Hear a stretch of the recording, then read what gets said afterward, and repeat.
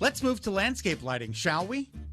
We're in the land of landscape lighting right now. Todd, you've developed this whole room to showcase the landscape lighting, and it might not be as hard as you think because it's low voltage, a lot of this. Yeah, one of the things about landscape lighting is it's a plug-in box just like this. The reason why this is stainless steel is because it can be even plugged into an outdoor outlet, or you can plug it inside your garage.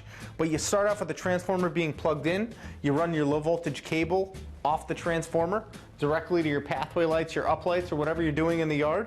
Again, this is not line voltage, so you got your wire right here, laid right in the mulch, and there's really not much to it. That's incredible. So that's something that you might be even able to do yourself. Yeah, we get a lot of people who do it themselves.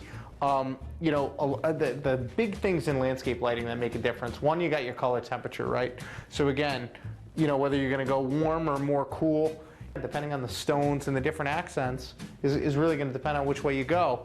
And then you also have your beam spreads and understanding, how wide of a beam spread you should use for different trees and different bushes to light them properly, and that's what we'll help out with. When you look down here, these are actually a really cool item.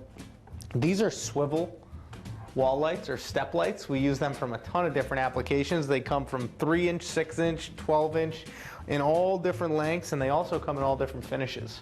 But these can go under steps, they can go on retaining walls, they can go in all different applications, and as you can see, they really do a nice job.